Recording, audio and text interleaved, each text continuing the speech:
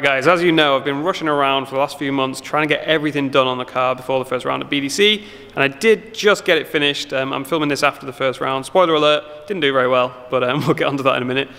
So yeah, got everything done, literally last minute as always, like was doing stuff, only got to the hotel at like gone midnight the night before the practice day and then the competition the day after. So yeah, all very last minute. The only practice I've had in like the last 6 months, and this is one of the reasons why I didn't do particularly well, I think, is that drift a couple of laps of Santa Pod that you saw in the last video, and then I managed to sneak one more afternoon in at Teesside a few days before the first round. Now, I didn't really film much, and again, we're just trying to get used to things and just sort of test the car out.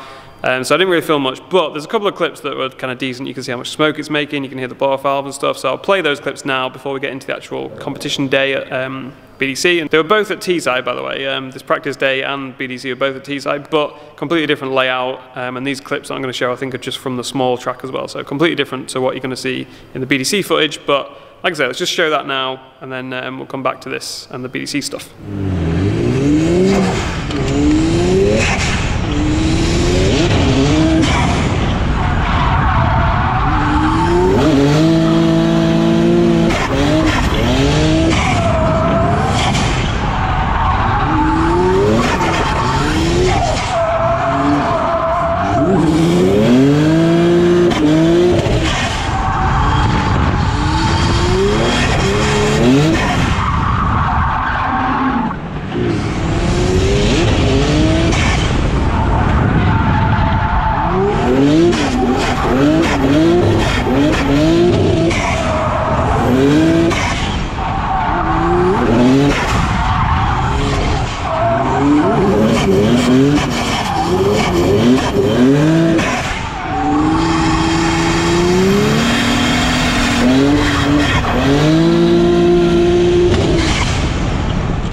So there you go, that was a few quick clips from the practice afternoon that I had the other day. But like I say, that's all the practice I've done in the last 6 months, which is very little for me. Like I normally do at least one practice day a month. So yeah, I'm very sort of out of the groove with everything. And the car is completely different now, you know, different tyre compound, wider tyres, more power, no anti-roll bars, which again, I wish I didn't have to do that, but I did.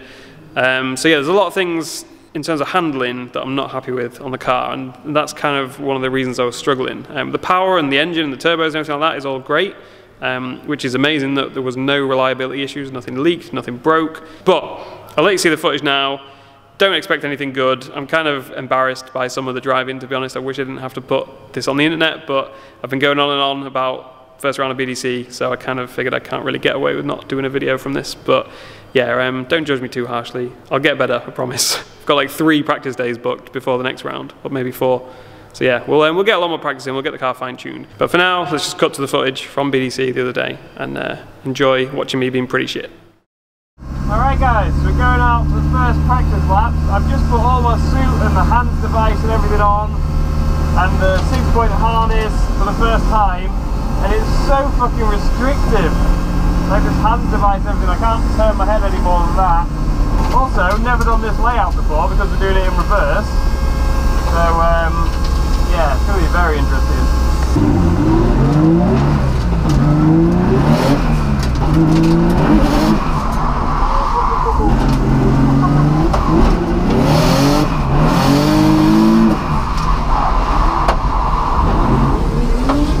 Okay, so I completely forgot to warm my tyres up and they were just like ice on that first corner.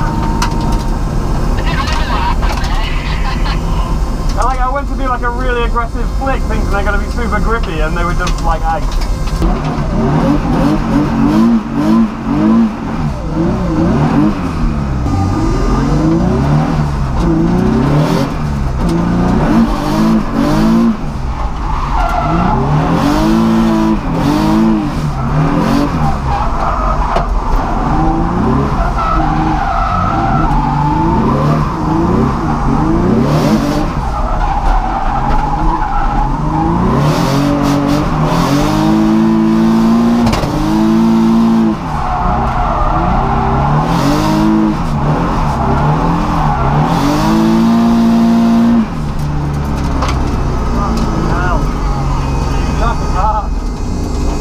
Fucking hard, like I messed up the whole middle section.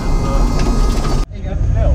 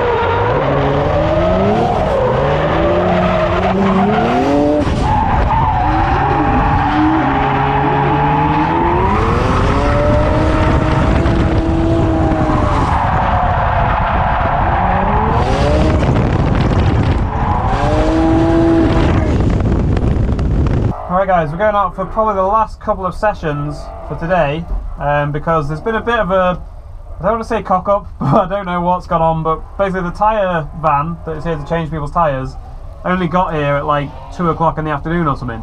So there's a massive queue to change tyres, and mine are still at the back of the queue. Because I've switched to 18-inch wheels as well, I've only got 4 wheels at the moment. I've ordered some more, but they haven't turned up yet. So basically I've literally got 1 set on the car and 1 set waiting to get tyres changed, and these ones that are on the car are almost done. Yeah, so we're only going to get a couple more laps out of these, I think, and then that's going to be the end of the day, unfortunately, and then all the tyre backlog will get cleared overnight, and then we'll be all good for tomorrow. But I'm not feeling super confident because I haven't actually managed to do any twinning yet. I went out behind 2 people, and I don't know if it was me just completely cocking it up or them just going a lot slower than I expected, or I don't know what the deal was, but I just could not keep a drift going behind them. It just seemed impossible. So yeah, that was interesting. Like, I'm feeling okay about my qualifying line. Like, it's not good, but I think not everyone, but a lot of people are struggling. So I feel like we might stand a chance of qualifying. Not high up at all, but we might just qualify. But then if we get into battles, I'm going to go out in the first battle. Like, I literally cannot chase anyone at the moment. Just getting used to this new like amount of grip and power and everything is quite challenging. But yeah, let's go out, just have some fun for the last couple of laps.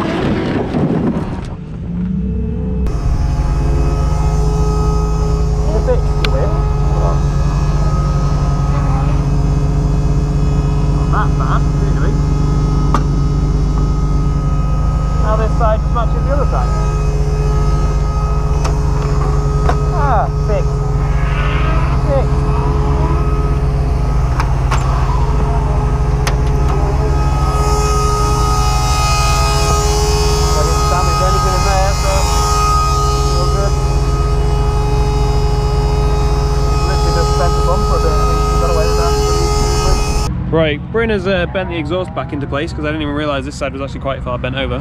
But basically the tyres have got not a lot left on them. If you can see in there, they're getting pretty knackered, and obviously they felt pretty horrendous then and washed out loads. So we're probably going to call it a day now. Take these off, go add them to the extremely long tyre queue, and then get ready for tomorrow. On the line, Chris right now. If you guys are hooked on watching your YouTube videos, get along to this guy's YouTube channel. He built this car, every single bit of it himself in his workshop. Super nice guy, and this car an absolute dream to drive from the looks of it. Chris Wright said that he's loving the new car for this season. Twin turbos on this 350Z this year, and doing a very good job so far. As Chris Wright progressed from Drift Cup last season, made it into Pro-Am, nicely held through there Very as well. Yeah, nice that's line. great to see that it is getting, you know, it's catching some of them out, but people are just starting to get used to it a little Some bit. people have really gelled to it. Yeah. Some people's cars just naturally drive really nice to that track, and yeah, a very nice run there from Chris Wright. But again, judges not seeing what we're seeing, Sarah, and being very, very harsh on their score, shall we say. They're looking for perfection, aren't They are That's looking it, for pure perfection. A 43 there for Chris Wright's first qualifying run ever in the British Drift Championship, so he'll be happy with that.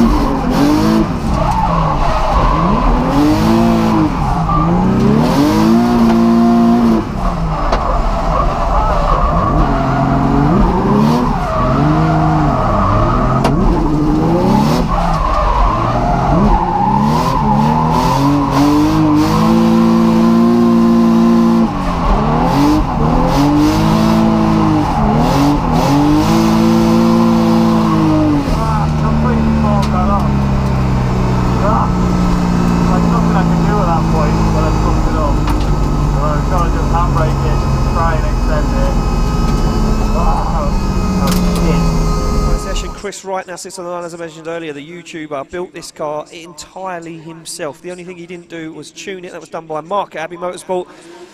And Chris Wright said this car is amazing to drive. It's very, very responsive, plenty of power. And we've lost him in the smoke. Can't even see where he's gone, but he gets it wrong. He gets it wrong. Doesn't get into the outer zone 4. Manages to find 5.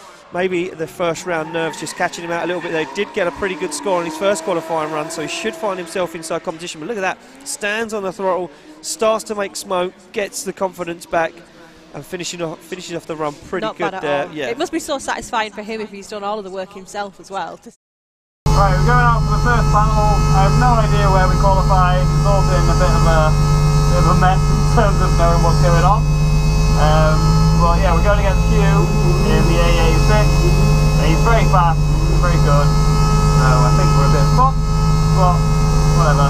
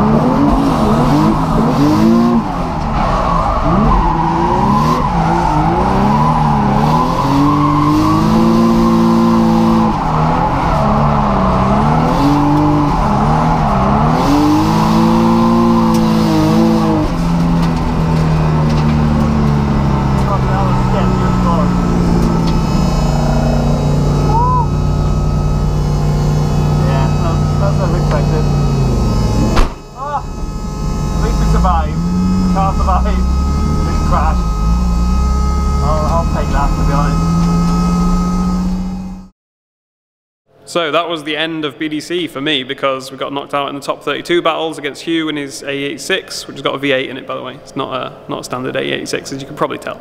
And yeah, he knows what he's doing driving it. So not surprising at all that we got knocked out there, especially considering my horrendous chase run. My lead run wasn't too bad, but chase run was awful. Like, not even just being modest or whatever, like it was just awful. So not surprising at all. I need to work on chasing a lot with these like new tyres and the new power setup. Definitely one thing that I need to focus on. But before that, I'm gonna focus on just getting the car handling how I want, which I mentioned at the start of the video. It's really weird, like everyone says on these 265 semi-slick Westlakes, it's like super grippy and you're constantly fighting against the car gripping up. And I'm having like the opposite problem, like it's just sliding around all over the place, like really sort of, especially off throttle, it just washes loads, which everyone says is like the opposite of what Westlakes normally are. Like they're really grip, as soon as you get off the throttle, they just grip up. So, I mean, we tried lowering the pressures. We went down to about 20 PSI, cold, I think that was. So, like, not super low pressure, but low enough, considering what other people have said that they're running at, that I would have thought it would have been a lot more grippy. So, I don't know. We've got a lot of things to figure out on the car in terms of handling, like I said at the start. But we'll get that fine-tuned at the next practice day. For once, I'm not going to try and actually just do some good drifting at practice day. I'm going to just focus on getting the car actually handling how I want. You know, go out, do a couple of laps, tweak some stuff, lower the pressures, raise the pressures, whatever. Change some stuff on the alignment maybe, change the damping on the coilovers, go do a couple more laps, see how it goes, see how it compares, which again, I've never done that before. But yeah, overall BDC, it was good. I think the standard of driving was a bit lower than normal because of this new layout. Like it was a very tricky layout and no one had ever done it before. So it probably wasn't a good introduction to like the BDC Pro-Am level of driving. I think it's normally quite a bit higher than that from what I've seen on live streams and the people that I know that drive in Pro-Am. And there weren't actually that many drivers because this is the very first round.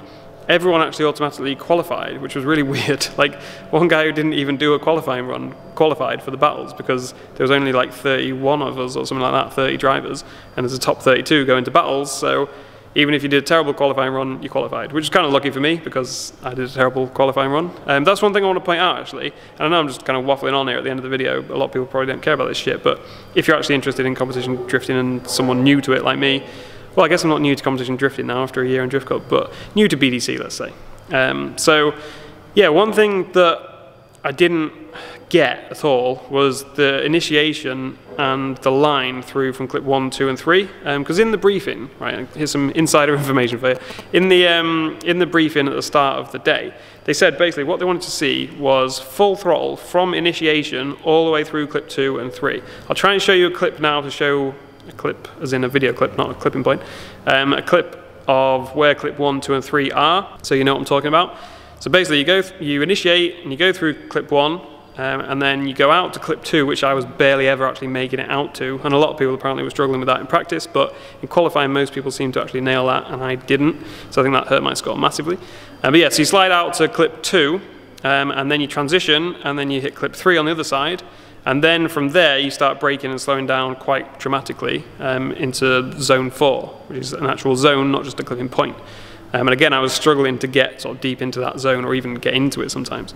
But I think the reason I was struggling was because of my line through 1, 2, and 3 was completely off. Because again, what they said in the briefing was that they wanted full throttle from entry. So from 1, 2, 3, full throttle as fast as you can.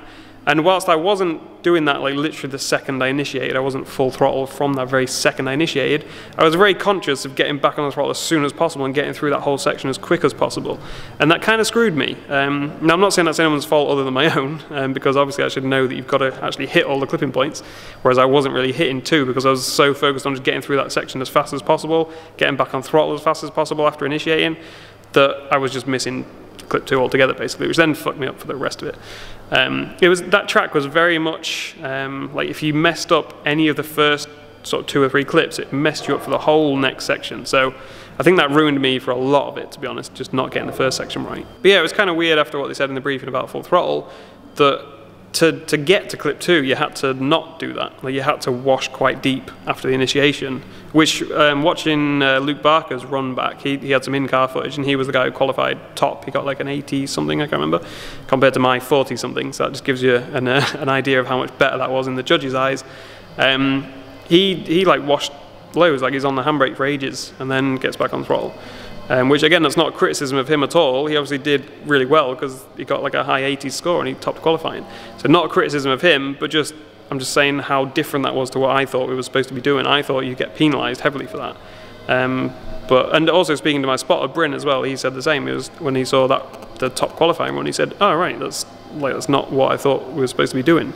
And he was in the briefing as well. So I don't know if just me and him just have a completely different understanding to what everyone else did, or if it just wasn't well explained in the briefing, or what. But we'll see how it goes next round. Hopefully it'll be a lot easier because it won't be a track that we don't know. It'll be Driftland in Scotland, which I've done loads of times, although not done the layout that we're going to be doing that many times, assuming we're doing the normal BDC layout. I've done it a few times, so that should be a lot easier to actually get to grips with and know exactly what we're supposed to be doing because I've done it before. So anyway, yeah, I just thought I'd explain stuff like that because some people might actually be interested in these kind of things, you know, what they say in the briefing, what sort of line we're supposed to be running. I know some people just watch this because they just want to see smoke and drifting in general. They don't really care about the actual line and the qualifying stuff and all that sort of thing, but some people might be interested in that. So I'll try and kind of give you guys as much sort of, I don't want to say like inside information, that makes it sound like you're not supposed to know any of this or anything, but you know, just some sort of insight into things that you don't normally see when you just see someone drifting, like in a competition.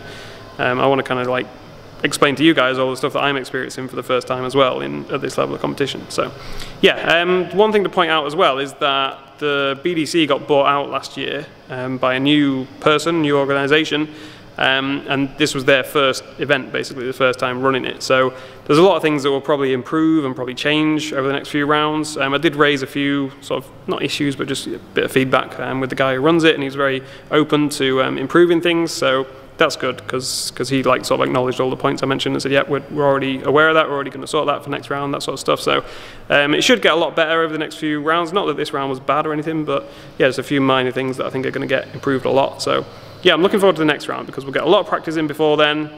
And we're also going to hopefully get the car dialed in before then.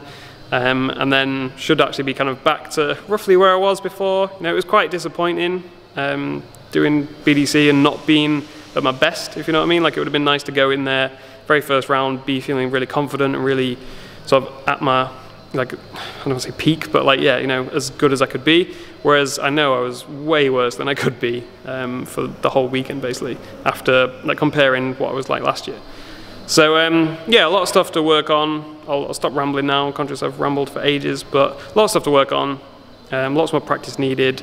And a few little things to tweak on the car. There's one tiny coolant leak that only leaks when it's cold, which is really weird to me. Like when there's pressure and when it's hot, it doesn't leak. But overnight, there'll be a few little drips come out of where I welded up one of the coolant hard lines. So just need to re-weld that basically. That's the only thing that's leaked though. Out of all the things I've welded, just this one tiny coolant thing has leaked. So I'm pretty impressed with that. And I'm impressed with the car overall, that everything worked, nothing broke.